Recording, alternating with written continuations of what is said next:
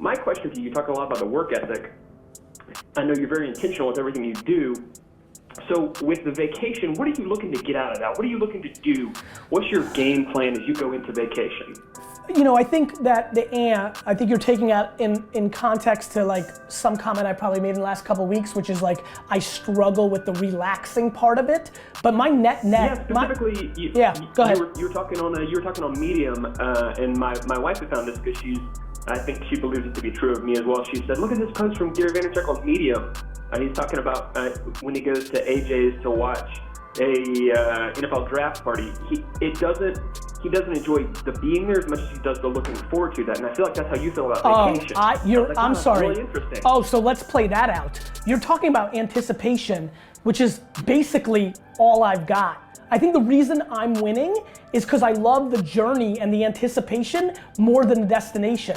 Like, by the way, I've already made a video that says buying the New York Jets is the worst day of my life. Because that's the ultimate destination game I'm playing, right? Yep. Like, yep. I know what you're referring to. Yeah, when I land at vacation, I get sad because it was the week leading up to vacation because I love the time with my family and I love having that break. Like, I'm already looking forward to, right now, I'm already looking forward to the last 2 weeks of August, those 2 weeks in December when I especially like vacation when the whole world is shut down because then I don't feel like anybody's getting ahead of me, you know? So I like that. So yeah, I love anticipation. I love the thrill of the hunt. Even back to being in 5th grade, I tried to get girls to like me, but then I was still scared of them because I was too young. Like, I didn't know what to do at that point, but it was the chase that was fun, not the actual hooking up or having a girlfriend. Like, this has been tried and true for me my entire life. You know, for example, I'm excited about Vayner Sports right now so much because everybody's underestimating our agency. I'm not gonna like it as much in 4 years when Vayner Sports is one of the top sports agencies. Wine Library, those days when I was I'm a cobra in the weeds. It's why I like negative comments on my social platforms. I like when people. You want to be able to prove somebody wrong. Correct. Yes, I love sticking it to your fucking mouth, and I like waiting for things. I don't like instant gratification. Yep. So for me personally, looking forward to this vacation here, when you are talking about taking time off intentionally as part of a rhythm, yes. What do you do to get the most value out of that time away? I know I saw you lock the phone in the safe. Yes. And we don't see anything else that happens, obviously, and that's the point. But what does that look like? It's just focusing on, I'm very good at, one of the things that I get a lot of compliments for lately that I never realized is I'm in it when I'm in it. People always talk about like, whoa, it's so weird on Garyvee when you meet somebody, you look them dead in the eye and you care and this and that. And I've noticed that is something that I needed the outside world to tell me. So when I go into the vacation, I know why I'm there and I want to be there and I lock into either relaxing or focusing on family time, the end. How you do forever is variable difference. Like, hey, I want to be a great basketball player. We'll practice every day. But if you're not practicing efficiently or smartly, you can only maximize your talent so much, and you only have so many talents. Like, you could say to somebody, play basketball every day, there's a very good chance that that person isn't built to be a professional basketball player. I think people really struggle with understanding the difference between maximizing their upside against the delusion of their ambition.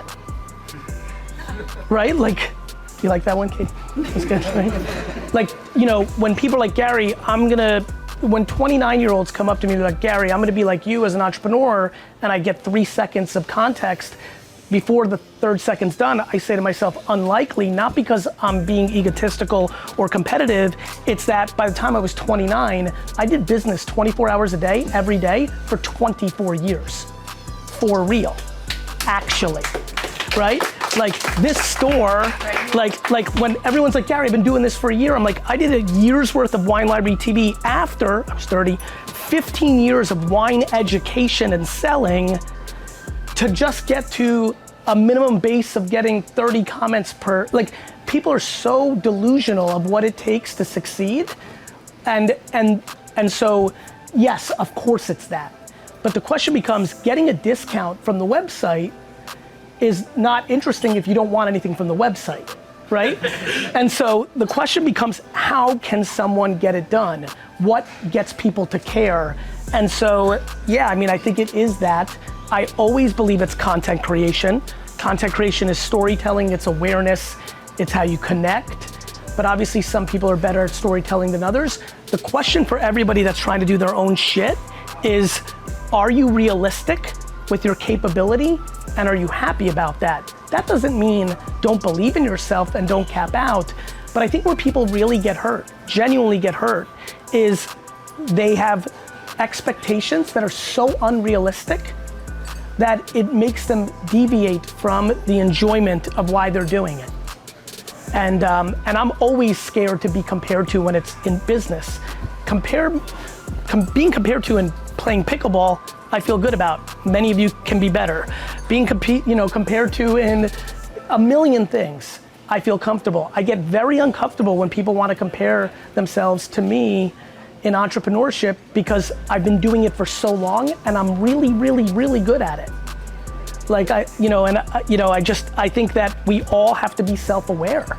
And I think being self-aware and realistic while pushing the ambition and committing to a decade worth of ungodly amounts of work if you want something special without even thinking about how far along am I is not something most people are comfortable with.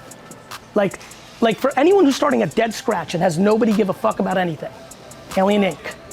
10 years, 15 hours a day, 12 hours a day, 10 hours a day, 8 hours a day minimum, 10 years, don't even look up to see how you're doing is not something people want to sign up for.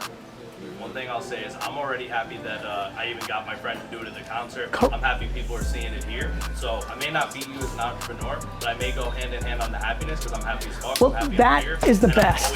That's the best. I'm happy that That makes me emotional in the best way. That is the purpose of every way I'm trying to communicate, which is unless you are completely upset, for me, the happiness part is the only part.